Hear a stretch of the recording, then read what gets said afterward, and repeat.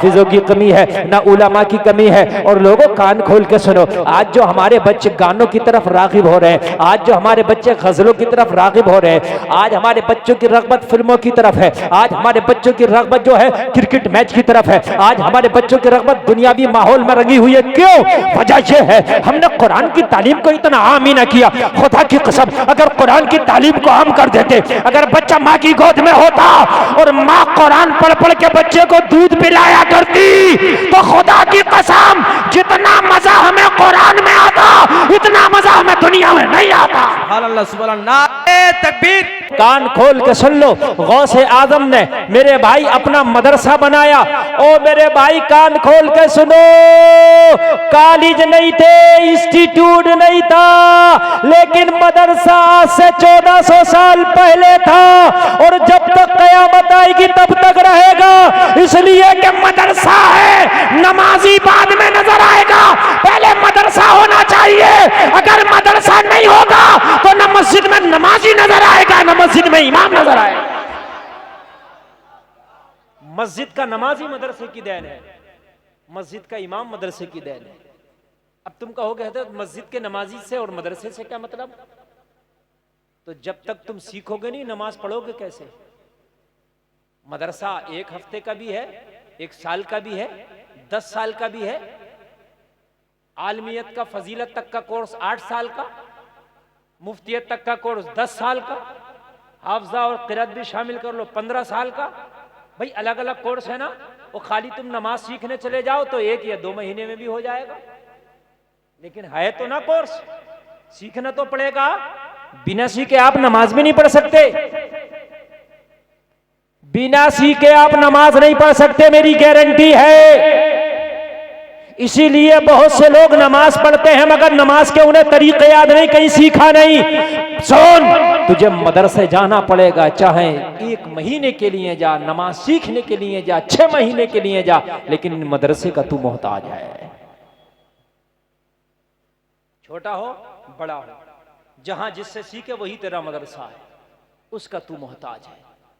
अगर मदरसों से दूर रहोगे, नमाज तो दूर की बात, वजू का तरीका याद ना हो सकेगा, खाली वजू का तरीका ना हो सकेगा।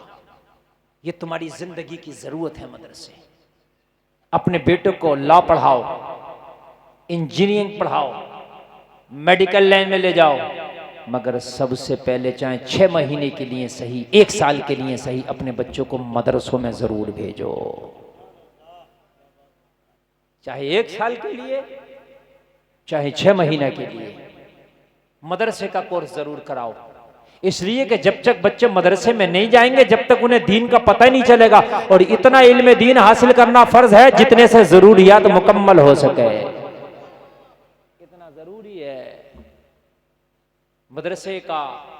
मेरे भाई, जिंदगियों में अपने ये मामूल बना लो, तुम्हारी बस्ती में जो भी मदरसा है उसकी मदद जब न करो जब मदरसे का स्टाफ आपके पास या कमेटी आपके पास आके कहे कि रसीद कटाओ। नहीं, अपने मदरसे की जिम्मेदारी का खुद एहसास करो।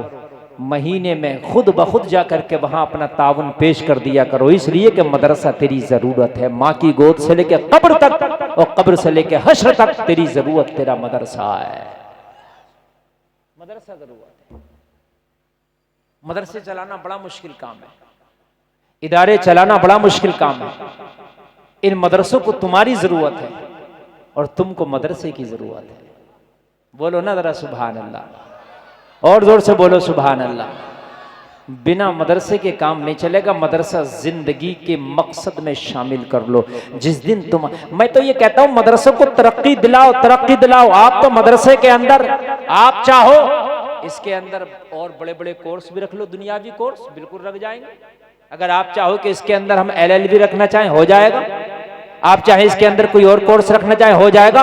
आप तो आगे आओ, सब कुछ हो जाएगा। आज भी टर्की में मदरसे चलते हैं, मदरसों से इंजीनियर भी निकलता है, पायलट भी निकलता है, डॉक्टर भी निकलता है। ऐसा नहीं कि मदरसे में सिर्फ दीन की तालीम ही हो सकती है। आप अगर मदरसे में चाहें तो हर तरह की तालीम हो सकती है, हर तरह की तालीम। मदरसों को आगे बढ़ाएं आप, और कुरान की तालीम को लाजमी करार दे दें। मुसलमानों को 100% कुरान पढ़ना आना चाहिए। अब मैं अपनी तकरीर से जो पैगाम देके जा रहा हूं जरा सुन के जाना और दिल की तख्ती पे नोट करके जाना। आज मुसलमानों को 20% कुरान याद नहीं। 20% मुसलमान ऐसा नहीं निकलेगा जो कुरान अच्छे से पढ़ना जानता हो। यार तुझे कुरान पढ़ना नहीं आएगा तो क्या रामातार को कुरान पढ़ना आएगा? तू नहीं कुरान पढ़ेगा तो क्या ओम प्रकाश कुरान पढ़ेगा? है तू नहीं कुरान पढ़ेगा तो क्या चंद्रसेन कुरान पढ़ेगा? अरे भाई कुरान तो तुम्हारे लिए, तुमको पढ़ना आना चाहिए कि नहीं चाहिए? 100% और कोई हार्ड नहीं है कुरान, कोई मुश्किल नहीं है कुरान। कुरान इतना आसान है, आप मेहनत करो 6 महीने में कुरान पढ़ जाओगे। कितने दिनों में? और 6 में अगर ना पढ़ पाए तो 1 साल में इंशाल्लाह पढ़ जाओगे। अरे यार बुढ़े से बुढ़ा आदमी आजकल मोबाइल चला रहा है, इतना से इतना बड़ा इंग्लिश में मोबाइल होता फटाफट चला रहा, टच स्क्रीन मोबाइल, उसमें गूगल भी चला रहा, यूट्यूब भी चला रहा, उसके अंदर फेसबुक भी चला रहा, सब कुछ चला रहा। यार ये अंग्रेज का बनाया वो इतना हार्ड मोबाइल, आज से 20 साल पहले तसव्वुर भी नहीं किया जा सकता था कि हम भी मोबाइल चला लेंगे। मेरी बात गलत तो नहीं है? आज से 20 साल पहले तसव्वुर किया जा सकता था कि यार हम भी मोबाइल चला लेंगे, लेकिन आज वो बच्चा जिसे बोलना बाद में आ रहा मोबाइल पहले। मेरी बात गलत तो नहीं है? छोटे छोटे बच्चे 2-2 साल के 3-3 साल के मोबाइल हाथ में दो, यूट्यूब पे जाकर कार्टून निकाल कर शुरू, गेम शुरू। क्यों? इसलिए कि उनकी रग़बत मोबाइल में है। अगर जिसकी रग़बत मोबाइल में हो तो बूढ़ा भी मोबाइल चला ले, बच्चा भी मोबाइल चला ले। जब मोबाइल चला सकता है रग़बत करके, तो अगर तेरी रग़बत कुरान में हो तो बुढ़ापे में भी कुरान पढ़ लेगा, बचपने में भी कुरान पढ़ लेगा। रग़बत होनी चाहिए। अगर रग़बत होगी तो कुरान बुढ़ापे में भी पढ़ लिया जाएगा, अगर रग़बत होगी तो कुरान बचपने में भी पढ़ लिया जाएगा। अब हमारी रग़बत ही नहीं तो 70 साल में भी हमें कुरान पढ़ना नहीं आया, 50 साल में भी कुरान पढ़ना नहीं आया। मेरे भाई अगर तुम्हें मदरसे जाने का टाइम नहीं, तुम बिजनेस करते हो, दुकान चलाते हो, कारोबार करते हो, बच्चों का पेट पालते हो, तो आप किसी हाफिज का इंतजाम करो, किसी मौलाना का इंतजाम करो और आप उससे कहो हमें शाम में टाइम मिलता है, जब हम अपनी दुकानों को, अपने कारोबार को ताला लगा के आते हैं तो हमें रात हो जाती है, तू हमें ईशा के बाद आके 2 घंटा किसी जगह बैठा के कुरान पढ़ा दिया कर। किसी भी जगह बैठा के उसको 6-7 हज़ार रुपए का वजीफा दो, कोई मुश्किल नहीं। अगर 20 लोगों को कुरान पढ़ाएगा, सब 300-300 रुपया इकट्ठा करे, आराम से हो जाएगा 6-7 हज़ार रुपया। तुझे कुरान पढ़ना आ जाएगा, उधर हाफिज कुरान की जरूरत पूरी हो जाएगी। जरूरी नहीं है कि हाफिज 31 बच्चे जो मदरसे से निकलेंगे, कोई मौलाना होगा, कोई हाफिज होगा, कोई कारी होगा, तो जरूरी नहीं है कि सबको मस्जिदें चाहिए, मदरसे चाहिए। आप अपने घर में, अपनी बैठक में, अपने हॉल में, अपने ऑफिस में 20-25 लोगों को इकट्ठा करो, सबसे 300-400 रुपए जमा करो हर महीने में, और 8-7 हज़ार रुपए में कोई हाफिज या मौलाना ले आओ, तुम्हें बेहतरीन दीन भी सिखाएगा, बेहतरीन कुरान भी पढ़ाएगा। हो जाएगा क्या? नहीं हो जाएगा? हम दोनों तरफ से हो जाएगा। वैकेंसी बहुत खाली है मगर हम तो वहां नियुक्ति नहीं कर रहे। और भाई जरूरी नहीं है कि तुमको मदरसे में पढ़ने का टाइम नहीं है तो तुम दीन ना सीखो। अब तो दीन बहुत आसान हो गया है, ना हाफिजों की कमी है, ना उलमा की कमी है। और लोगों कान खोल के सुनो, आज जो हमारे बच्चे गानों की तरफ रागिब हो रहे हैं, आज जो हमारे बच्चे गजलों की तरफ रागिब हो रहे हैं, आज हमारे बच्चों की रग़बत फिल्मों की तरफ है, आज हमारे बच्चों की रग़बत जो है क्रिकेट मैच की तरफ है, आज हमारे बच्चों की रग़बत दुनियावी माहौल में रंगी हुई है। क्यों? वजह यह है हमने कुरान की तालीम को इतना आम ही ना किया। खुदा की कसम अगर कुरान की तालीम को आम कर देते, अगर बच्चा माँ की गोद में होता और माँ कुरान पढ़ पढ़ के बच्चे को दूध पिलाया करती, तो खुदा की कसम जितना मजा हमें कुरान में आता इतना मजा हमें दुनिया में नहीं आता। अल्लाह सुभान अल्लाह। नारे तकबीर, खतीबे जीशान, जश्ने दस्तार बंदी, नारे तकबीर, नारे रिसालत। माशाअल्लाह, बहुत सुभान अल्लाह। लाजवाब है कुरान, लाजवाब है। जितना मजा कुरान पढ़ने में है, कुरान सुनने में है, इतना मजा किसी चीज में नहीं आता। ये गुलफाम का दावा है, मगर कुरान पहले सीखो, उसके बाद में देखो कितना मजा कुरान में। जरा जोर से बोल दो सुभान अल्लाह। हमने तो कुरान की चाशनी से आशना ही नहीं हुए, हम तो कुरान से बहुत दूर हैं।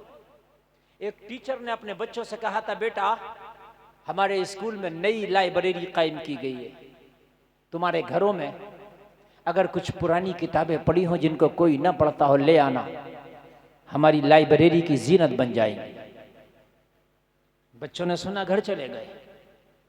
दूसरा दिन आया, सारे बच्चे अपने बस्ते में एक एक किताब लेकर के आए। मास्टर ने कहा, बच्चों अपने घरों से कुछ किताबें लाए जिनको कोई नहीं पढ़ता था। हर बच्चे ने जवाब दिया, यस सर, हम लेके आए, हम लेके आए, हम लेके आए। कहा बेटे जमा करो। सारे बच्चों ने अपने बस्ते से, बैग से किताबें निकाल करके एक जगह जमा कर दी। जब टीचर ने चेक किया तो हर एक के बस्ते से निकलने वाली किताब कोई और नहीं, सिर्फ कुरान था। पूछा, बेटा कुरान क्यों लेके आए? कहा, मास्टर साहब ये कि यही किताब है हमारे घर में जो बहुत दिनों से रखी है, इस पे धूल आ गई लेकिन इसको पढ़ता कोई नहीं। हाय हाय, जरा गौर तो करें। कुरान ताकों में सजाने के लिए नहीं, कुरान सीनों में बसाने के लिए है। कहने लगे यही एक किताब थी जो हमारे घर कोई नहीं पढ़ता था। आपने कहा था वो किताब लाना जिसे कोई ना पढ़ता हो, इसलिए हम लेकर के चले आए हैं। वो लोगों जरा कान खोल के सुनो, यही तो मामला है कि हमने कुरान को पसे पुष्ट रख दिया है। आज हम कुरान से दूर होकर जलील रुस्वा हो गए। आज गैर कुरान को पढ़ के रिसर्च कर रहे हैं, वो चांद पर पहुंच गए।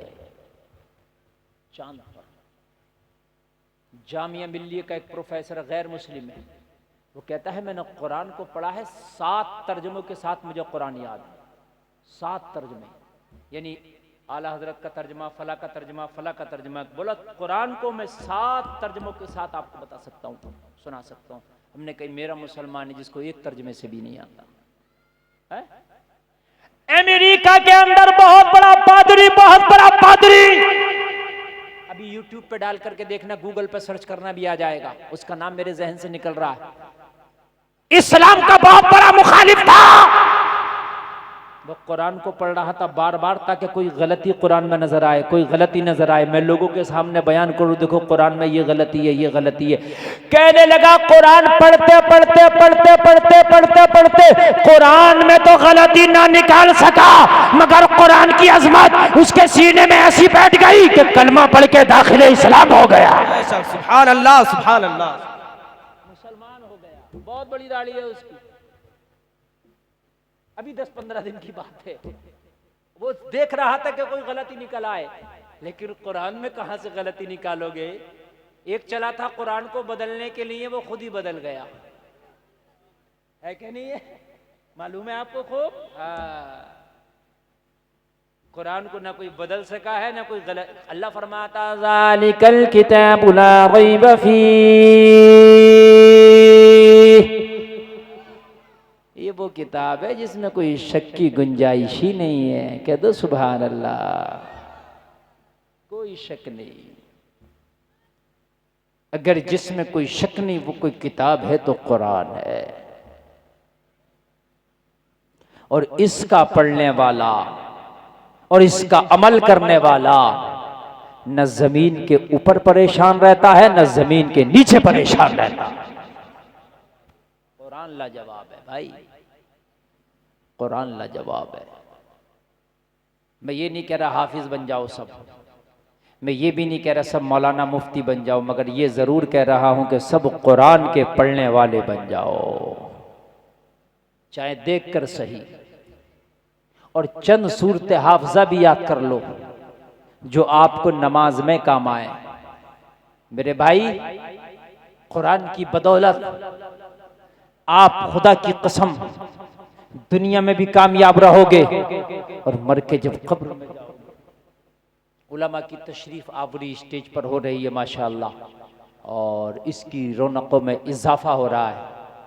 ये जामिया क़ादरिया मज़हरुल उलूम का मुकम्मल स्टाफ तशरीफ ला चुका है। आप इनके नूरानी चेहरों की जियारत करें। ये बड़े मेहनती लोग हैं। इस मदरसे की जैसी बिल्डिंग है वैसी यहाँ की तालीम है, अल्हम्दुलिल्लाह। बोलो जरा सुभान अल्लाह। बहुत कामयाब मदरसा है, यहाँ का स्टाफ भी बहुत कामयाब है माशाल्लाह। मेरी तो बहुत ज़्यादा तबीयत खुश हुई, इसलिए चंद बातें मैं आपको बता रहा हूँ कुरान के हवाले से, वो सुन लें। ये लाजमी कर लें अपने ऊपर कि हमने कुरान ज़रूर पढ़ना है। हमें कब्र में जाना है तो कुरान पढ़े हुए होना चाहिए। मेरे भाई, मैंने जो अभी कहा है कुरान तुम नहीं पढ़ोगे तो कौन पढ़ेगा? बताइए मुझे, कुरान तुम नहीं पढ़ोगे तो कौन पढ़ेगा? और हुदल लिल मुत्तकीन, इसमें हिदायत है मुत्तकीन के लिए। सब इससे हिदायत नहीं पाते कुरान से ना। कुरान तो अबू जहल ने भी सुना था, हिदायत नहीं पाई। कुरान तो अबू लहब ने भी सुना था, मगर हिदायत नहीं पाई। और जानता भी था अबू जहल ये कुरान आसमानी किताब है, मगर तब भी हिदायत नहीं पाई। सब नहीं पाते। हुदल लिल मुत्तकीन, जिनके दिलों में खौफ खुदा बस जाता है वो इससे हिदायत पा जाते हैं। जरा बोलो ना सुभान अल्लाह। और सब लोग कुरान पढ़ के भी हिदायत नहीं पाते। कुछ लोग तो कुरान पढ़ते हैं गुमराह हो जाते हैं, और कुछ पढ़ते हैं हिदायत पा जाते हैं। अब गुमराह कौन होते हैं? जो इश्क़े रसूल से अपने सीने को खाली करके पढ़ेंगे वो गुमराह हो जाएंगे, और जो इश्क़े रसूल से अपने सीने को भर भर के पढ़ेंगे वो हिदायत पा जाएंगे। इश्क़े रसूल कुरान में भी जरूरी है। अगर बिना इश्क़े रसूल के कुरान पढ़ा तो फिर कुरान तेरे हलक से नहीं उतरेगा। चाहता है कुरान से मुकम्मल फायदा हासिल करो तो पहले इश्क़े रसूल में डूब जा, फिर कुरान पढ़, कुरान तुझे हिदायत देता चला जाएगा। सुभान अल्लाह, सुभान अल्लाह। बेशक इश्क़े रसूल जरूरी, वरना तो कुरान पढ़ते बहुत है और सुनते भी बहुत है। हर पढ़ने वाला हिदायत का नहीं हो सकता ना, वरना जितने बदअकीदा वो भी तो कुरान पढ़ते और सुनते भी हैं। उन्होंने तो तर्जुमे भी लिख दिए। मगर कुरान पढ़ने के लिए इश्क़े रसूल जरूरी। इश्क़े रसूल की लाइट में बैठकर कुरान पढ़ोगे, कुरान समझ में भी आएगा, कुरान हिदायत वाला भी तेरे लिए बन जाएगा। इश्क़े रसूल का लाइट नहीं लगाया तो कुरान हलक से नीचे नहीं उतरेगा। बात समझ में आ रहा है कि नहीं आ रहा? अपने बच्चों को उन्हीं मदरसों में पढ़ाओ जिन मदरसों में इश्क़े रसूल का लाइट लगा है। बहुत से लोग अपने बच्चे को कुरान पढ़ने के लिए बदअकीदों में भेज देते हैं, और उनसे पूछा गया भाई तूने क्यों भेज दिया बदअकीदे में, तो कहता मौलाना खाली कुरान पढ़ने के लिए तो भेजा, बाद में निकाल लूंगा। और बेवकूफ, कुरान ही तो मैन है। हाफ़ज़ा करने के लिए भेज देते हैं बदअकीदों में, कभी खाली हाफ़ज़ा करके निकाल लूंगा। ओ भाई कुरान ही तो मैन है। कुरान उस मदरसे में पढ़ा जहां इश्क़े रसूल का जाम पिला पिला के पढ़ाया जाता है। बेशक, सुभान अल्लाह, सुभान अल्लाह। समझ रहे हैं आप? ऐसे मदरसों में बदअकीदों में ना पढ़ाओ। देखें कौन सा मदरसा है कि जिसमें इश्क़े रसूल का जाम पिला पिला के पढ़ाया जाता है। वरना मेरे भाई, कुरान एक ऐसी चीज है जिसे सूरज है, सूरज ये जब निकलता है तो रोशनी सब पर करता है, लेकिन जो कमरे के अंदर दाखिल हो जाए वो कहे कि सूरज रोशनी ही नहीं कर रहा, तो मैं कहूंगा तेरी कमी है, सूरज की कमी नहीं है। तो कमरे के अंदर है भाई, तो कमरे के अंदर कहां से सूरज मिलेगा? बाहर निकलना, फिर तब तुझे सूरज नजर आएगा। अबू जहल भी कुरान सुनता था और पता भी था ये सच है, ओरिजिनल है, और अबू जहल को यह भी पता था मोहम्मद अरबी सच्चे नबी है। मगर हसद की पुड़िया को कहां डाले? दिल में जो हसद का बीज था उसे कहां डाले? हसद की वजह से मान ना सका। मालूम है, अल्लामा पीर करम शाह ज़हरी बयान करते हैं अपनी किताब में ज़ियाउन नबी में, कहते हैं अबू जहल एक दिन निकल के जा रहा नबी के घर की तरफ से, नबी रात का टाइम है, कुरान की तिलावत कर रहे हैं। इसको आवाज आई, सोचने लगा देखूं मोहम्मद क्या पढ़ रहे हैं। जब इसके कान में आवाज आई तो ये नबी के घर के करीब हो गया और करीब हो गया। एक बात बताओ, अगर जामिया कादरिया मजहरुल उलूम का कोई कारी कुरान की तिलावत करे तो आप झूम जाते हो। तो बोलो है कि नहीं है? कोई अच्छे आवाज का मालिक कारी अगर कुरान की तिलावत करे तो आपको वजदा आ जाएगा, झूम जाओगे, रूह बाग बाग हो जाएगी। अरे जब इस मदरसे का कारी तिलावत करे तो आपको मजा आता है। आमीना का लाल कुरान की तिलावत करता होगा तो कितना मजा आता होगा। सुभान अल्लाह, सुभान अल्लाह। मेरा नबी कुरान की तिलावत कर रहा, अबू जहल निकला, चुपकता चला गया और कुरान सुना तो सुनता चला गया। नबी के घर के करीब दीवार से कान लगा के खड़ा हो गया, सोचने लगा कुरान तो वाकई लाजवाब है, कुरान की तिलावत करने वाला नबी भी लाजवाब है। मैं यही तो हिसाब लगाता था कि इतनी तेजी से इस्लाम का पौधा क्यों हरा भरा हो रहा है, इतनी तेजी से इस्लाम क्यों फैलता जा रहा है। पहले तो चंद लोगों में इस्लाम था, लेकिन अब इस्लाम बहुत लोगों में होता चला जा रहा है। कोड़ा खाते फिर भी कलमा पढ़ते हैं, पत्थर खाते फिर भी इन्हीं का कलमा पढ़ते। मैं ये हिसाब लगा रहा था आखिरकार चाशनी क्या है, आखिरकार वजह क्या है कि इस्लाम में लोग जौक दर जौक इतनी तेजी से क्यों दाखिल होते चले जा रहे हैं। मैं इसी कश्मकश में था, मगर मुझे पता चल गया, मुझे सुराग हाथ लग गया।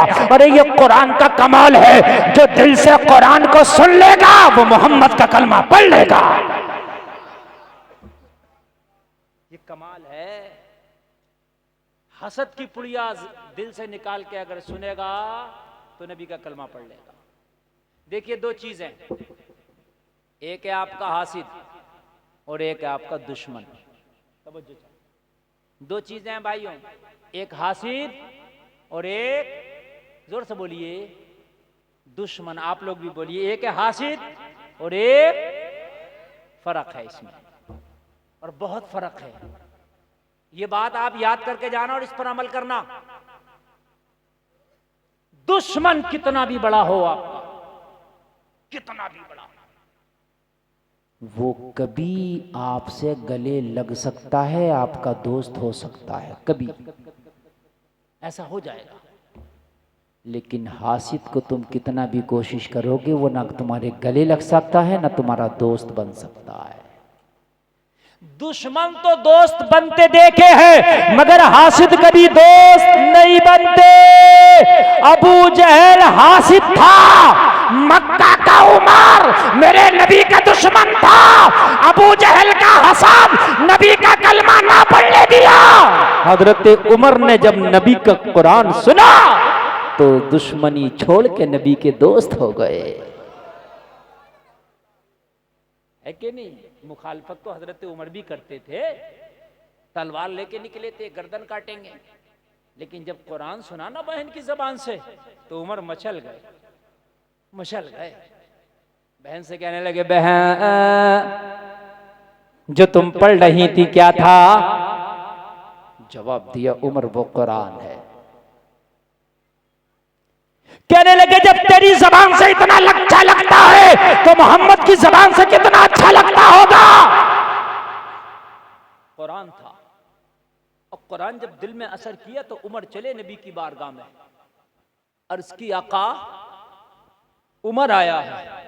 नबी ने फरमाया, किस लिए? कहा, आज गर्दन लेने नहीं, आज सर देने आया है। हाय हाय, कलमा पढ़ाइए आका। वो कलमा पढ़ लिया हजरत उमर ने, कलमा पढ़ लिया।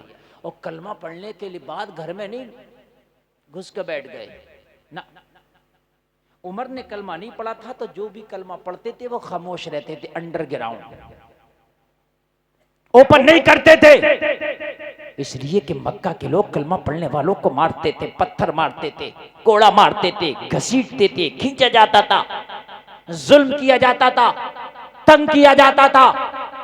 लेकिन जब उमर ने कलमा पढ़ा तो उमर ऐसा शख्स है कि हरम काबा में आके खड़े हो गए और ऐलान करने लगे, ओ मक्का के लोगों, मैंने सुना कलमा पढ़ने वालों को आप कोड़े से मारते हो, कलमा पढ़ने वाले को पत्थर से मारते हो।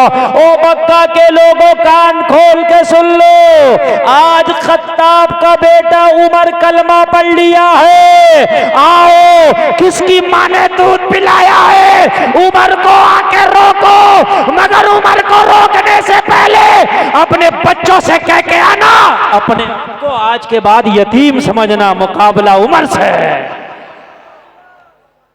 अपने बच्चों से कह के आना। आओ, उमर ने कलमा पढ़ा ना तो इस्लाम घाटियों से निकल के मैदानों में आ गया। सुभान अल्लाह।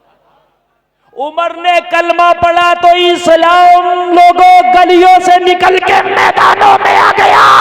कहा, मगर उमर को रोकने से पहले अपनी बीवियों से कह कर के आना, अपने आप को आज के बाद विधवा समझना, इसलिए कि मुकाबला उमर से।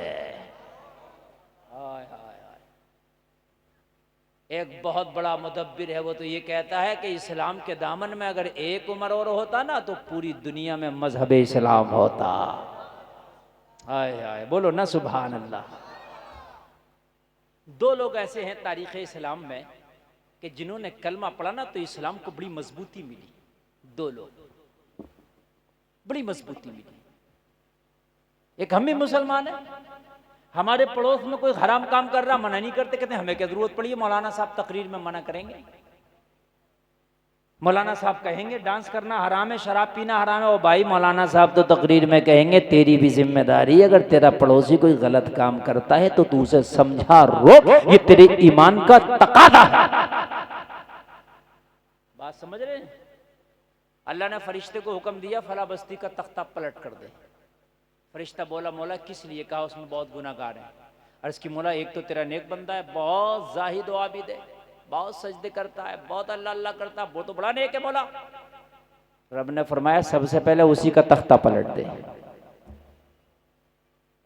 जो जाहिद व आबिद है ना, वो मुत्तकी है, सबसे पहले उसी का तख्ता पलट दे। कान खोल के सुने आप मेरा जुमला जो मैं कह रहा हूं। अर्ज की बोला किस लिए? वो तो नेक है। रब ने फरमाया खुद तो नेक है मगर और लोगों को नेकी की दावत नहीं देता, औरों को नेकी की दावत नहीं देता, खुद ही बस करता है। बाकी उसकी बस्ती में जो हराम काम हो रहा है उसे रोकने की कोशिश नहीं करता। इसलिए सबसे पहले इसी का तख्ता उलट दे। और मेरे भाई, अगर आपने कलमा पढ़ा है तो आपकी भी जिम्मेदारी है कि अगर आपकी बस्ती में कोई हराम काम हो रहा है रोको, गलत काम हो रहा है रोको, शरीयत के खिलाफ है रोको, इस्लाम के खिलाफ है रोको, कुरान के खिलाफ है रोको, नबी की सुन्नत के खिलाफ है रोको। खाली इन उलमा पे न डाल दो, ये उलमा रोकेंगे, इनकी जिम्मेदारी इनकी है, तेरी जिम्मेदारी भी कुछ बनती है। अगर कहीं हराम काम हो रहा है तो अपनी जिम्मेदारी के मुताबिक आप उसे रोकने की कोशिश करो, रोको उसे। मैं अर्ज कर रहा था दो लोग ऐसे हैं कि जिन्होंने कलमा पढ़ा, इस्लाम को बड़ी मजबूती मिली। एक हजरत उमर है और एक नबी के चचा हजरत अमीर हमजा है। इन दोनों लोगों ने जब कलमा पढ़ा था ना, जो हबशा चले गए थे, मक्का के काफिरों के डर की वजह से हबशा चले गए थे कुछ मुसलमान हिजरत करके, जब उन्हें हबशा में पता चला कि उमर ने कलमा पढ़ लिया है, अमीर हमजा ने कलमा पढ़ लिया है, तो कहा अब डरना किस लिए, चलो फिर चलते हैं मक्का। सुभान अल्लाह। हजरत अबू सलमा वगैरह चले गए थे हबशा। कहते हैं कि जब खबर लगी तो हम आ गए। और मेरे भाई कान काल के सुन ले, अगर इस्लाम के जरा सा भी, इस्लाम में जरा सा भी ताउन करेगा, अगर हराम काम रोकने में जरा सा भी ताउन करेगा, इस्लाम की दावत देने में जरा सा भी ताउन करेगा, तो ये तेरा ताउन करना रायगा नहीं जाएगा। मैदान महशर में इसका बदला तुझे जन्नत की शक्ल में मिल जाएगा, जन्नत की शक्ल में मिलेगा। ताउन करो, हर तरह का ताउन, जबान से हो, हाथ से हो, माल से हो, टाइम से हो, वक्त से हो, जैसे भी हो इस्लाम को आगे बढ़ाने में ताउन करो। मालूम है एक दिन ये अमीर हमजा भी कलमा ना पड़े, अभी ईमान ना लाएं। एक दिन मेरे नबी को अबू जहल बहुत भद्दी भद्दी गालियां देने लग गया, मेरे नबी को बुरा कहने लग गया। मेरे नबी ने सुना, अभी खामोश है, कुछ बोले नहीं है, लेकिन ये बात मक्का में फैल गई कि अबू जहल ने आज मोहम्मद अरबी को बुरा भला कहा है। जब ये बात पूरे मक्का में फैली, अमीर हमजा अपने घर आए। अमीर हमजा की बीवी नबी की चच्ची ने कहा, ओ अमीर हमजा, तू तो मक्का का पहलवान बनता है, तू तो बहुत दबंग आदमी है, तू तो बड़ा पहलवान है, लेकिन तेरे ऊपर लानत है, तेरे भतीजे मोहम्मद अरबी को अबू जहल बुरा कह रहा है और तू मक्का का दबंग अपने आप को समझता है, मक्का का पावरफुल समझता है। ये कैसा पावरफुल है, कैसा दबंग है, कैसा पावर वाला आदमी है, कैसा ताकत वाला आदमी है कि तुम्हारे भतीजे मोहम्मद अरबी को अबू जहल गालियां दे और तुम मक्का के अंदर अपनी शान शौकत दिखाते फिरो। अभी अमीर हमजा ने कलमा नहीं पढ़ा है, कलमा तो नहीं पढ़ा था मगर मामला खून का आ गया, कलमा तो नहीं पढ़ा था मगर मामला खानदान का आ गया, कलमा तो नहीं पढ़ा था मामला भतीजे का आ गया, कलमा तो नहीं पढ़ा था मामला अपने घर का आ गया। अगर तेरे चाचा से तेरा झगड़ा भी हो, भतीजे से झगड़ा भी हो, लेकिन तेरे भतीजे को कोई तकलीफ हो तो चाचा का दिल तड़प जाता है। अमीर हमजा का दिल तड़प गया, फिर भतीजे मोहम्मद अरबी को गाली दी अबू जहल। हाँ, अबू जहल ने मोहम्मद अरबी को गाली दी। अमीर हमजा का दिल तड़पा, हाथ में कमान है, अबू जहल के दरवाजे पे पहुंचे। अबू जहल बाहर निकल। अबू जहल ने आवाज सुनी, अमीर हमजा है, घबरा गया, निकलूंगा तो मारेंगे, नहीं निकलूंगा तो घर में घुस के मारेंगे। अमीर हमजा है, कौन रोकेगा। निकला, कहने लगा मैटर क्या है, कहने लगा मैटर इतना सा, ये बता तूने मोहम्मद अरबी को बुरा कहा है, गालियां दी हैं, कहा तो है, दी तो है, कहा तू जानता नहीं वो मेरे भतीजा है, जानता नहीं। और जहां नबी की मोहब्बत जर्रा बराबर भी सीने में पैदा हो गई, खुदा की कसम वो बेईमान होके मर ही नहीं सकता। नबी से मोहब्बत करने वाला बेईमान होकर मर ही नहीं सकता। ये अल्लाह का इनाम होगा। नबी की मोहब्बत अगर सीने में पैदा हो गई तो मरने से पहले अल्लाह उसे ईमान की दौलत से माला माल कर देगा। नारे तकबीर। जरा धाए धू करके बजा दो यार, जरा बेस वोस बढ़ा के जरा दमदार बजा दो। इतना अच्छा सुनने वाले लोग तो कहीं कहीं मिलते हैं जो आज यहीं मिल गए। हाँ, आप जरा अच्छे से बजा दो। अब मजा आ रहा कि नहीं आ रहा। और इंशाअल्लाह इतना मजा आएगा कि आप यहां भी झूमोगे, मरने के बाद में अपनी कब्र में झूमोगे। हाँ, धाएं धू करके बजाओ। ये छोटी छोटी डिब्बियां लगानी है तुमने, बड़े बड़े कॉलम लगाना थे। जितना बड़ा मदरसा उतना ही बड़ा साउंड होना चाहिए। ओ भाई सुने, ईमान के लिए नबी की मोहब्बत शर्त। नबी की मोहब्बत अगर नहीं है तो ईमान हो ही नहीं। कान खोल कर सुन लीजिए, शर्त है नबी की मोहब्बत ईमान के लिए। हर नमाजी ईमान वाला नहीं होता, ना हर रोजा रखने वाला ईमान वाला, ना हर दाढ़ी वाला ईमान वाला, ना हर टोपी वाला ईमान वाला, ना हर हज करने वाला ईमान वाला, मगर हर नबी से मोहब्बत करने वाला ईमान वाला होगा। समझ रहे हैं आप। अब जब नबी से मोहब्बत होगी तो नमाज तो जरूर पढ़ेगा, रोजा भी रखेगा, हज भी करेगा, झूठ भी नहीं बोलेगा। इसलिए कि नबी की मोहब्बत खाली जबान में थोड़ी होती है, अमल में, मैदान अमल में आके होती है। नबी की मोहब्बत शर्त। अगर मोहब्बत नहीं है तो फिर कुछ भी कर लो, ईमान नहीं आ सकता। यही तो हम अर्ज करते हैं यार, यही तो मसलक आला हजरत है। लोग कहते हैं भाई मसलक आला हजरत क्या, हमने कहा यही तो है, नबी की मोहब्बत का नाम ही तो मसलक आला हजरत है। और थोड़ी है कुछ। मसलक आला हजरत ये है, करूं मदह अहले दुवल रजा, पड़े इस बला में मेरी बला, मैं गदा हूं अपने करीम का, मेरा दीन पा रहे ना नहीं। नबी की मोहब्बत। हमारे रामपुर में नवाबियत हुआ करती थी। हमारा जो रामपुर है वो नवाबी के नाम से जाना जाता है, नवाबी। अंग्रेजों ने पूरे भारत में हुकूमत की थी, मगर रामपुर में अंग्रेजों की हुकूमत नहीं थी। ये बात मैं आज आपको बता दूं। नवाबियत थी, वो टैक्स देता था, अंग्रेजों को खिराज देता था और अपनी हुकूमत खुद चलाता था। नवाब रामपुर ने आला हजरत का शोहरा सुना, नाम सुना ना, तो दावत कर दी कि भाई बरेली के अहमद रजा कोई बहुत बड़े मौलाना है, उनको बुलाया जाए और बुला करके उनको एजाज बख्शा जाए और उनकी जो है दावत की जाए। आला हजरत सरकार ने दावत कबूल की। आला हजरत ने सफर तो बहुत कम किए मगर रामपुर तशरीफ लाए अल्हम्दुलिल्लाह। नवाब रामपुर ने स्पेशल कुर्सी बनवाई आला हजरत के लिए।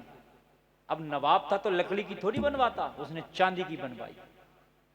काय की बनवाई जानते हो ना? चांदी, चांदी की कुर्सी बनवाई। आला हजरत के लिए बेहतरीन इस्तकबाल किया गया। आला हजरत तशरीफ लाए, नवाब अपने तख्त पर बैठा, आला हजरत की कुर्सी लगी है, यहां बैठेंगे अहमद रजा खान। उसके दरबार लगा हुआ था, कुछ सवाल किए जाएंगे आला हजरत से। आला हजरत तशरीफ लाए, कहा हजरत बैठिए, कुर्सी पड़ी है, आला हजरत जमीन पे बैठ गए। कहने लगा हजरत आपके लिए चांदी की कुर्सी बनवाई है, अपने तख्त से भी बढ़कर। आला हजरत ने फरमाया नवाब साहब तुम्हारी कुर्सी तुम्हें मुबारक हो, अहमद रजा नबी की शरीयत के खिलाफ नहीं करता, चांदी का इस्तेमाल नबी की शरीयत में मर्दों के लिए जायज नहीं है। भाई मुझे नहीं चाहिए तेरी चांदी की कुर्सी। आज का मौलाना होता मान जाता, बैठता और कहता नवाब साहब तुम्हारा बड़ा शुक्र होगा, आप ये कुर्सी नजराने में ही दे दियो, अपना काम चल जाएगा, फतवा उतवा बाद में देखेंगे, है ना? फिर जवाज की सूरत निकालता। लेकिन ये आला हजरत है। नबी का इश्क जब तक ना होगा, जब तक तेरा ईमान कामिल नहीं होगा। इश्क रसूल लाजमी है। और मैं दावा करता हूं अगर नबी से इश्क कर गया तो मर नहीं सकता जब तक कि तू जन्नती ना हो जाएगा। नबी का इश्क अगर कर गया। मोहम्मद की मोहब्बत दीन हक की शर्त अव्वल है, इसी में हो अगर खामी तो सब कुछ नामुकम्मल है। हाय हाय, शायर मशरिक क्या कह गया यार, हक अदा कर गया। है कौले मोहम्मद कौले खुदा फरमान न बदला जाएगा, बदलेगा जमाना लाख मगर कुरान न बदला जाएगा। की मोहम्मद से वफा तूने तो हम तेरे हैं, ये जहां चीज है क्या लोहो कलम तेरे हैं। और आला हजरत क्या कहते हैं यार, जब जबानें बोलती हैं इश्क में तो हजरत जुमले बदलते हैं, माने वो ही रहते हैं। जुमले बदलते हैं, माने वो ही रहते हैं। आला हजरत बोले तो पता क्या बोले, ए इश्क तेरे सदके जलने से छुटे सस्ते। हाय हाय हाय, थोड़ा सा समझ लो। एक आग होती है जो भट्टी में लगती है, तंदूर में लगती है, गैस चूल्हे में लगती है। एक आग वो है जो इश्क में दिल में जलती है। जब इश्क होता है तो दिल में आग लगती है कि नहीं लगती है? दिल में आग लगती है। आला हजरत कहते इश्क रसूल की मैंने अपने दिल में ऐसी आग लगा ली है जो मैदाने महशर में जहन्नम की आग को बुझा डालेगी।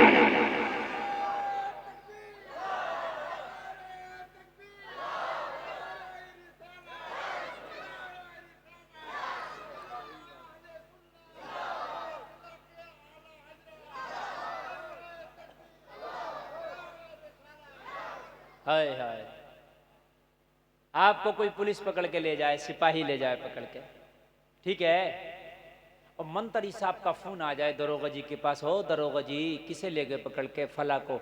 अरे ये तो अपना है, अरे हमसे मोहब्बत करता, दरोगा जी किसे पकड़ लिए?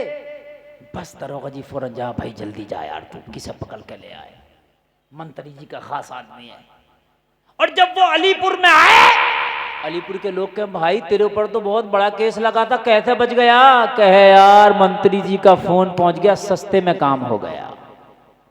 ये बोलेगा कि नहीं बोलेगा?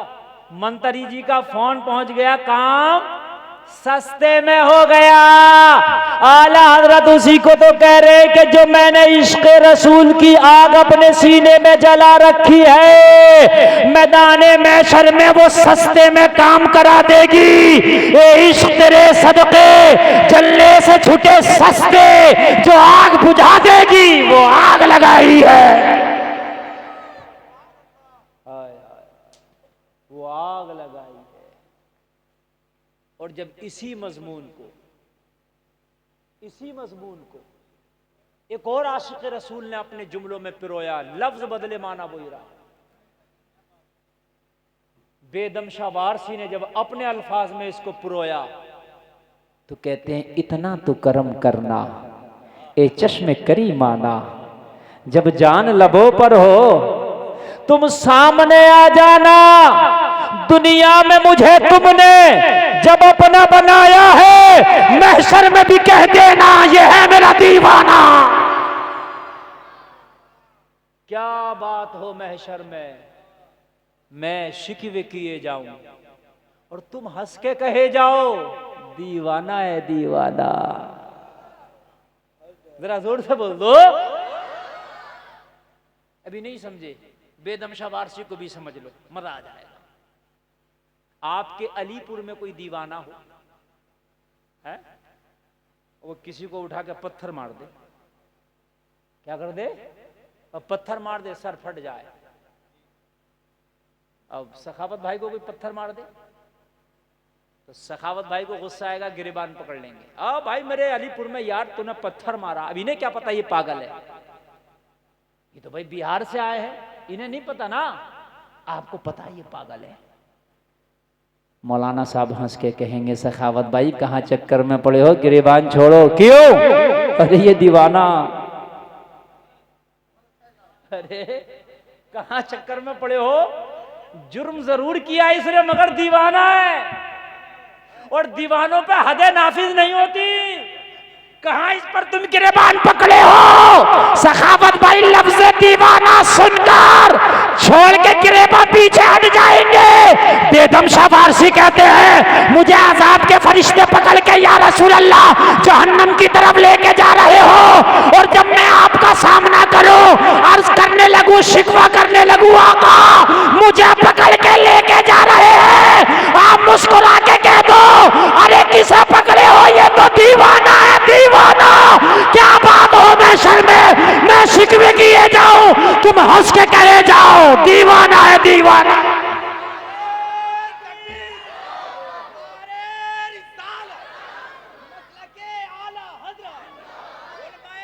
दीवाना है दीवाना। आए आए आए।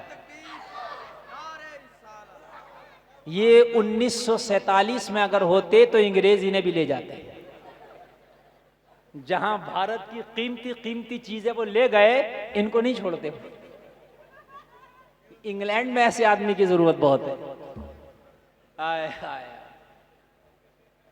क्या बात हो महशर में मैं शिकवे किए जाऊं और तुम हंस के कहे जाओ दीवाना है। जोर से बोलो दीवाना है दीवाना। थोड़ा और फिर आला हज़रत के घर में चलते हैं। जुमले बदले हैं, माना वही है। जन्नत इश्क़ रसूल पर है, जन्नत आशिक़ रसूल के लिए है, ईमान नबी के इश्क में है। अल्लामा हसन आला हज़रत के मजले भाई, हाँ आला हज़रत के मंजले भाई अल्लामा हसन बहुत बड़े काबिल, बहुत बड़े शायर हैं, बहुत बड़े आलिम हैं, बहुत बड़े।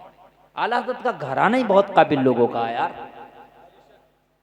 आला हज़रत के बड़े बेटे हुज्जतुल इस्लाम खुदा की कसम जवाब नहीं इल्म में। आला हज़रत के छोटे बेटे मुस्तफ़ा रज़ा खान उर्फ मुफ्ती आदम हिंद जवाब नहीं, खुदा की कसम पूरी दुनिया में उन जैसा मुफ्ती नहीं। आपके वालिद मोहतरम अल्लामा नकी अली खान, पढ़ो उनकी तफसीर अलम नशरा, पता चल जाएगा ऐसा लगता है जैसे इल्म के समंदर बहा दिए। सुभान अल्लाह। आला हज़रत के भाई अल्लामा हसन कहते हैं मैदान महशर होगा, नफसी नफसी का आलम होगा। हाय हाय हाय। हसन उसमें अगर गाड़ी फंस गई तो क्या होगा। मैदान महशर में एक ऐसा जैसे आज जलसा है ना, जलसा हो रहा है, सब लोग जमा है, कोई सदर जलसा भी होता है, सदारत होती है कि नहीं होती है। क़यामत में जो इतना बड़ा हंगामा होगा, सारे लोग जमा होंगे, वो जो बज़्म होगी, जो बज़्म महशर होगी, इतना बड़ा जो प्रोग्राम होगा मैदान महशर में, उसकी सदारत खुदा के पास होगी। सदरे सदरे क़यामत खुदा होगा। कौन होगा? जोर से बोलो। और फरिश्ते जो सिपाही की शक्ल में एक एक गुनाहगार को तलाश कर रहे होंगे, पकड़ पकड़ के ला रहे होंगे, मौला ये फला गुनाहगार है, मौला ये फला गुनाहगार है। हुक्म हो रहा होगा, इसे घसीट के ले जाओ जहन्नम में डाल दो, इसे घसीट के ले जाओ जहन्नम में डाल दो, इसे घसीट के ले जाओ जहन्नम में डाल दो। फरिश्ते सदरे क़यामत के सिपाही होंगे। फरिश्ते उस वक्त मुजरिम को पकड़ पकड़ के ला रहे होंगे, जहन्नम में डाल रहे होंगे। अल्लामा हसन बोले, अगर नबी से इश्क करके गए होगे तो वो सदरे क़यामत के फरिश्ते भी तुझे तलाश ना कर पाएंगे। मैंने कहा कैसे? कहा मेरा शेर लेके चले जाओ जमानत के तौर पर। नबी से अगर मोहब्बत की है तो मैदान महशर में नबी का दामन बचा ले जाएगा। मैंने कहा कैसे? वो तो फरिश्ते ढूंढ रहे होंगे। अल्लामा हसन बोले, ढूंढा ही करें, सदरे क़यामत का सिपाही वो किसको मिले जो तेरे दामन में छिपा हो। वो किसको मिले जो तेरे दामन में छिपा हो। दिल दर्द से बिस्मिल की तरह लौट रहा हो, सीने पे तसल्ली को तेरा हाथ धरा हो। इश्क़ रसूल लाज़मी है, ईमान के लिए भी और जन्नत के लिए भी है। आप लोग नबी से इश्क करते हो? कौन कौन करता? हाथ उठाओ जरा, हाथ उठाओ। उठाए रहो भाई, गिराओ मती। इतना हल्का इश्क थोड़ी है कि एक सेकंड में गिरा रहा हो। हाँ, माशाअल्लाह माशाअल्लाह, सब करते हैं। अब नीचे कर लो। कितनी मोहब्बत करते हो नबी से? मुकम्मल? जान से भी ज्यादा? घर बार से भी ज्यादा? यस में है जवाब के नो में? हाय हाय, बहुत अच्छी बात है भाई। नहीं, कलिया चक वाले अच्छी बात है। नहीं, अच्छी बात है, अल्लाह सलामत रखे। आप मुझसे मोहब्बत करते हो, मेरी मोहब्बत तो नबी से जितनी मोहब्बत करते हो उसकी पूरी दुनिया एक तरफ, उसमें से एक जर्रा निकाल दो तो उतनी भी नहीं होनी चाहिए। वादे क्या नहीं है? क्योंकि नबी से मोहब्बत सबसे बढ़ के। मैं अगर आपसे कहूँ भाई मैं आपका मेहमान हूँ, आप मुझसे मोहब्बत करते हो, मुझे पानी दे दो, दे दोगे? खाना दे दो, दे दोगे? बोलिए, अरे दोगे कि नहीं? तो आप नबी से इतनी मोहब्बत करते हो कि जान से भी ज़्यादा, माल से भी ज़्यादा, औलाद से भी ज़्यादा। तो नबी फरमाएं कि मुझे कुछ दे दो तो दोगे? कौन कौन दे सकता है? जरा हाथ उठा के बताओ, कौन कौन दे सकता? सब दे सकते हैं? अरे बोलो ना यार। नबी मांग रहे हैं कि तुम नमाज पढ़ो, मेरी आंखों को ठंडक पहुंचेगी। ये हदीस शरीफ है, ये उलमा बैठे हैं। तुम्हारा घर नहीं चाहिए नबी को, तुम्हारा बैंक बैलेंस नहीं चाहिए, पैसा नहीं चाहिए नबी को, तुमसे चंदा नहीं चाहिए, ना तुमसे माल नहीं चाहिए, दौलत नहीं चाहिए, तुम्हारा कुछ नहीं चाहिए। नबी फरमाते हैं तुम्हारी नमाजों में मेरी आंखों की ठंडक है। अगर वाकई मोहब्बत करते हो और आपने वादा किया है तो आज जलसे से वादा करके उठो। आका, मोहब्बत की दलील ये होगी, सजदा हम करेंगे, आंखें तुम्हारी ठंडी हो जाएगी। बोलो, होंगी नमाज़ होंगी? बोलो यार, हाथ उठेगा। अब बोलो। आय हाय, अभी तो सबके उठ रहे थे, बस हो गई मोहब्बत खत्म। उठाओ उठाओ उठाओ, सब उठाओ, सब उठाओ, सब उठाओ। बोलो इंशाअल्लाह नमाज़ें पढ़ेंगे। बोलो इंशाअल्लाह, जोर से बोलिए इंशाअल्लाह। अब नीचे, ये है मोहब्बत। खाली जबान से तो सब कुछ कह दो, जबान से क्या हो रहा? मैं जबान से कह दूं मैं हूं प्रधानमंत्री, क्या बन गया क्या है? मैं कह तो सकता हूं भाई मैं प्रधानमंत्री हूं, मेरे पास से वो कुर्सी भी है, तो भी बन थोड़ी गया। जबान से नहीं है, बहुमत जुटाना पड़ता है। प्रधानमंत्री के लिए बहुमत जुटाना पड़ता है, मैदान अमल में लाके दिखाना पड़ता है भाई मेरे पास बहुमत है।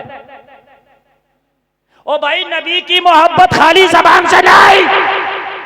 लैला के दरवाजे पे एक दिन भीड़ लगी है, मैं मजनू मैं मजनू मैं मजनू मैं मजनू। किसी ने लैला से कहा तेरी मोहब्बत तो दागदार हो गई, तू कहती है मेरा एक ही मजनू है, एक ही मोहब्बत करने वाले तेरे दरवाजे पे तो बहुत है।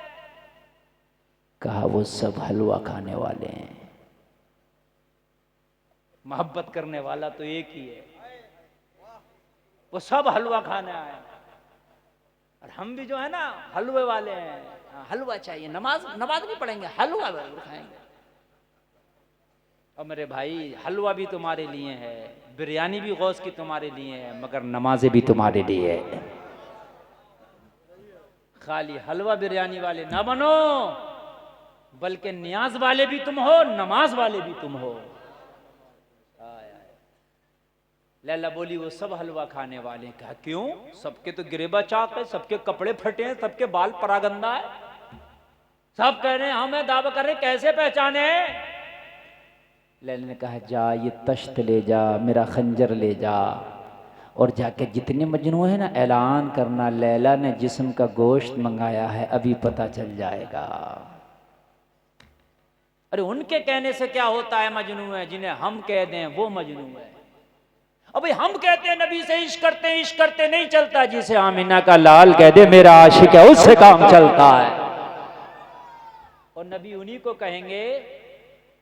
को कहेंगे जिन्होंने दुनिया में अपना आइडिया हीरो को ना बनाया होगा, हीरोइन को ना बनाया होगा, बल्कि मदीने वाले मुस्तफा को बनाया होगा।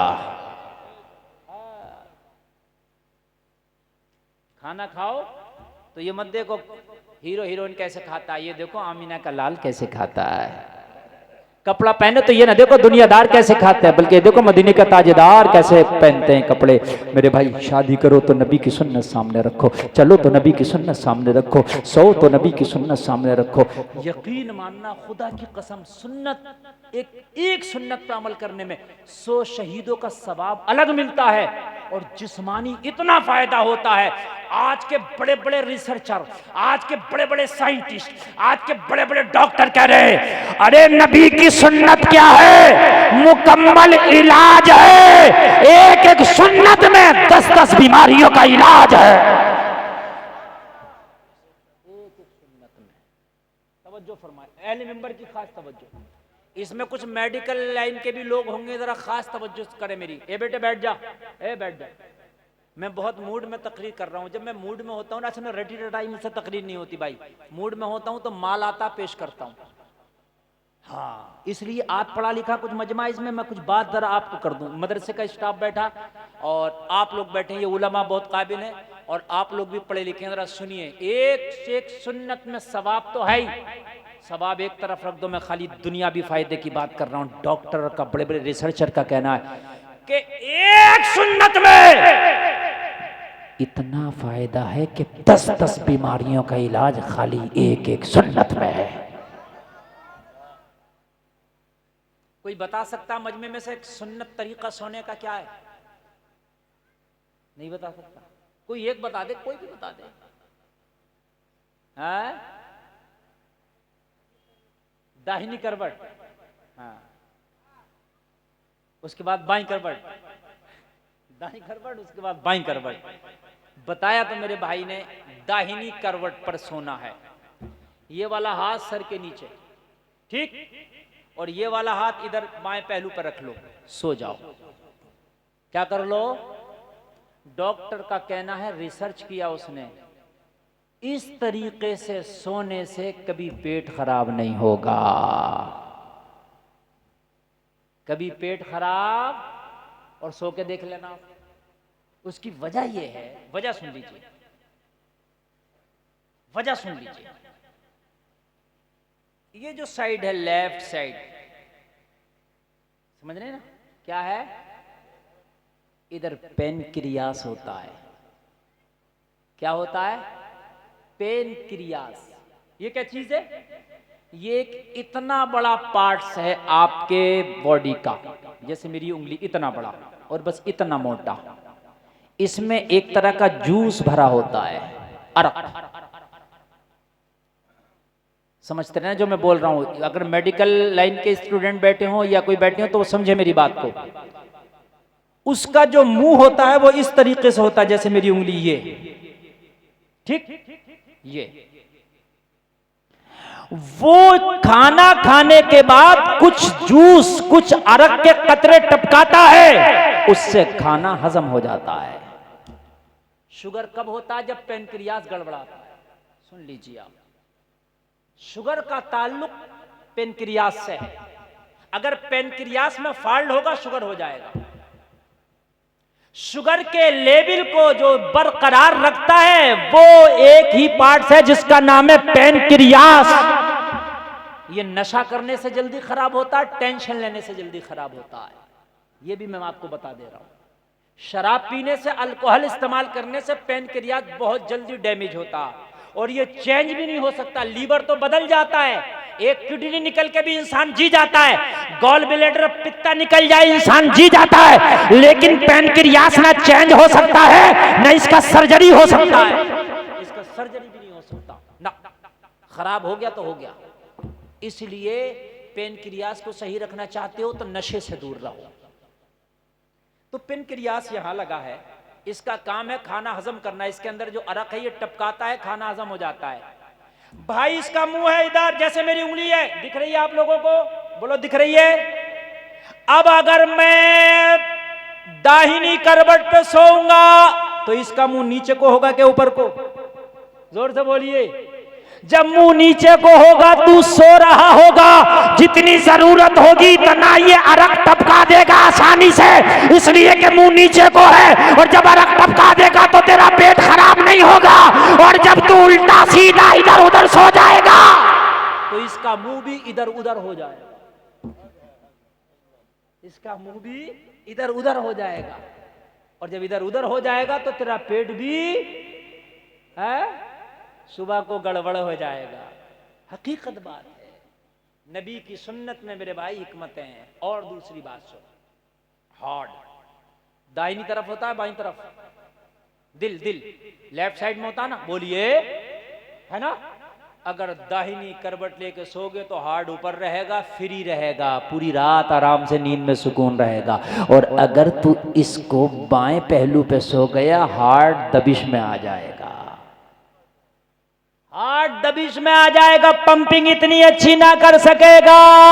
इसलिए नबी की एक एक सुन्नत में हजार हजार हिकमतें हैं। जो जो तुझे काम करना है नबी की सुन्नत को तलाश करता चला जा, काम करता चला जा, तेरी सेहत भी अच्छी रहेगी, तेरी इबादत भी अच्छी रहेगी।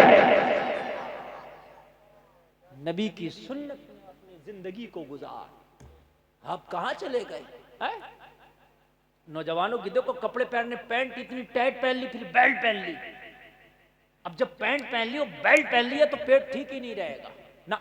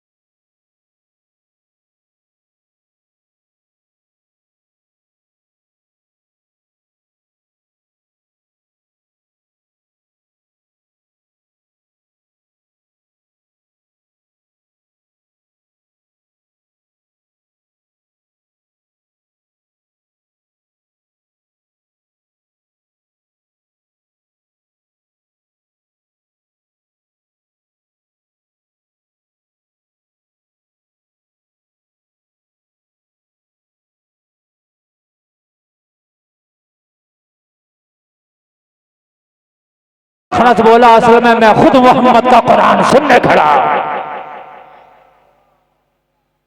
और अखनस बोला तू तो आज आया, मैं कई दिन से आ रहा हूं। मैं एक दिन आ गया था और जब मैंने सुना तो इतना अच्छा लगा, इतना अच्छा लगा, मैं कह तो सकता नहीं किसी से, दिल ही दिल में घुट रहा हूं, बड़ा मजा आता। रात को नींद ही नहीं आती जब तक थोड़ा सा सुन नहीं लेता हूं। हाय हाय। और तुम हो कि तुम्हें मजा आता है गानों में, तुम्हें मजा आता है झूठ में, गीबत में, गजल में, म्यूजिक में, इसमें उसमें। काश अगर कुरान सुनने की आदत डालो और अच्छा कुरान पढ़ना आ जाए और अच्छा कुरान किसी पढ़ने वाले का सुनने लगो ना, तो जितना मजा तुझे कुरान में आएगा इतना मजा किसी चीज में आएगा ही।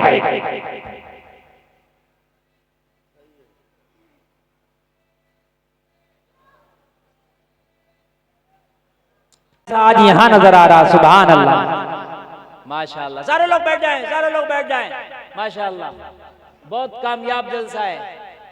और आप इस वक्त देख रहे हैं मिंबर शरीफ की रहल पर मुनाज़िर आज़म हिंदुस्तान, फ़क़ीहुल असर, उस्तादुल उलमा, हज़रतुल अल्लामा फ़ज़ीलतुश शेख हजरत अल्लामा मुफ्ती अब्दुल मन्नान साहिब क़िबला कलीमी की आमद हुई है। नारों की गूंज में हजरत का इस्तकबाल हुआ और आप हजरत के चेहरे की जियारत कर रहे हैं। हजरत की वो जात है कि जो मोहताज तारुफ नहीं, अल्हम्दुलिल्लाह हिंदुस्तान नहीं बल्कि हिंदुस्तान के अलावा भी जहां जहां लोग अहले सुन्नत वल जमात या दूसरे अकीदे वाले भी हैं, वो जानते हैं कि कोई मुफ्ती अब्दुल मन्नान कलीमी भारत के अंदर रहता है। सुभान अल्लाह। अल्लाह सलामत रखे, हजरत की उम्र में बरकतें अता फरमाए। और मिंबर शरीफ पे वो बच्चे जिनके सर पर दस्तार रखी जाएगी, जो इस फैक्ट्री से तैयार होने वाला माल है, वो आपकी निगाहों के सामने है। उलमा के मुकद्दस हाथों से इनके सिरों पे दस्तार रखी जाएगी। बस अपनी बात को मैं पूरा करूं और उसके बाद मैं आपसे रुखसत हूं। सारे लोग एक बार कलमा शरीफ पढ़ें, ला इलाहा इल्लल्लाह मुहम्मदुर रसूलुल्लाह। कुरान मैं अर्ज कर रहा था, अच्छा पढ़ना सीखो और अच्छा सुनना सीखो।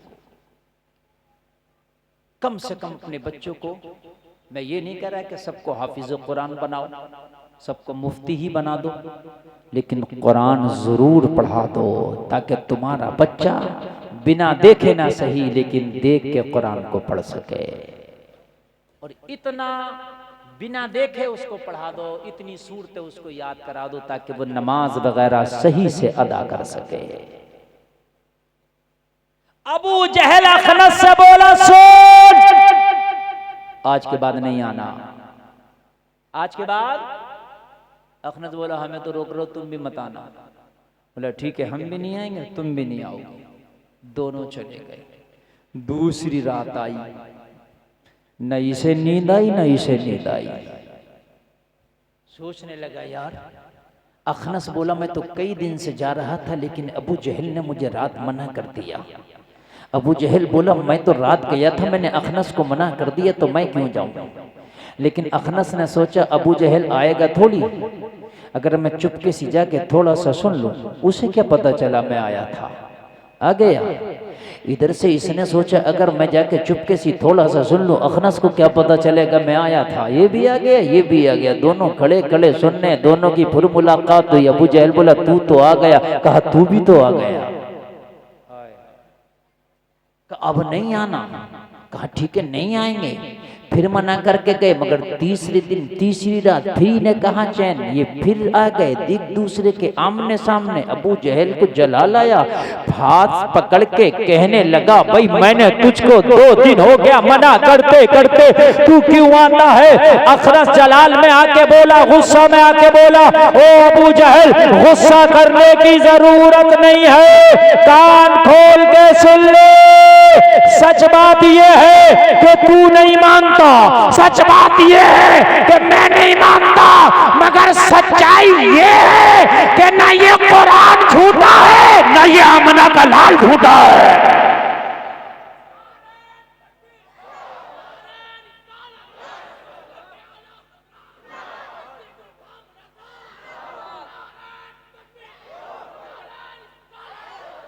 ये कुरान भी सच्चा है, ये आमिना का लाल भी सच्चा है, ये कुरान की सच्चाई है जो मुझे घर से लेके आई है।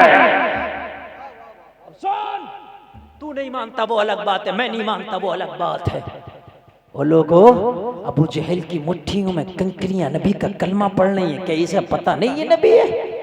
पता है, लेकिन हसद एक ऐसी चीज है जो शैतान को जन्नत से निकाल दे, वो हसद है। मेरे भाई, कभी अपने दिलों में हसद को ना जगा देना, हसद को ना पनपने देना। हसद ईमान को तबाह कर देता है, हसद तेरे ईमान को खा जाता है। ओ ईमान वालों, अपने दिलों में हसद को कभी जगा देने, हसद को कभी जगा नहीं। दुश्मन तेरा दोस्त बन सकता है, मगर हासिद कभी तेरा दोस्त नहीं होता। हसद से अपने दिल को साफ रखना। शैतान का हसद था जो उसे तबाह कर दिया, अबू जहल का हसद था जो उसे तबाह कर दिया। मुखालफत तो हजरत उमर भी करते थे, मगर वो दुश्मनी थी, लेकिन एक दिन दुश्मनी दोस्ती में बदल गई। अल्लाह करे कि मैंने जो कहा है इसमें कोई खता हुई हो, मैं तौबा करता हूं, मेरा मौला माफ फरमाए। कहने से ज्यादा हमको अमल की तौफीक अता फरमाए। कुल हल यस्तविल लज़ीना यअलमून वल्लज़ीना ला यअलमून। मेरे भाई, इल्म वाले और बिना इल्म वाले बराबर नहीं हो सकते। इल्म हासिल करो, अपने बच्चों को इल्म दीन हासिल कराओ, चाहे अपने बच्चों को मुफ्ती ना बनाओ, लेकिन इतना इल्म दीन हासिल करा दो इन मदरसों से कि तुम्हारे बच्चे अपनी जिंदगी की जरूरियात को पूरा कर सकते हैं। आप अपनी जिंदगी की जरूरियात को पूरा कर सकें। मेरे भाई, इतना इल्म दीन का हासिल करना फर्ज है जितने से तेरी जरूरियात हासिल हो सके। अल्लाह ताला इस मदरसे को शादो आबाद रखे, और ये बच्चे जो आज फारिग हो रहे हैं, इनके इल्म में बेपनाह तरक्कियां अता फरमाए। इस्लाम जिंदाबाद, कौम मुस्लिम पाइंदाबाद, व मा अलैना इल्लल बलाग।